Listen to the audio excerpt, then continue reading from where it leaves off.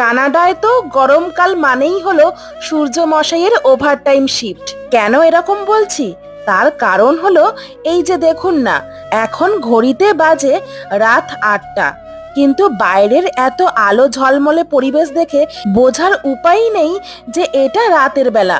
দেখে মনে হচ্ছে না এই তো সবে বিকেল হলো, কিন্তু একদমই তা নয়। কানাডার অন্টারিওর গ্রীষ্মকালে রাত 8টা হলেও সূর্য যেন ঘুমাতেই চায় না। এর পেছনে কারণ হলো পৃথিবীর ঢালানো ঘূর্ণনক্ষ এবং ডে লাইট সেভিং টাইম।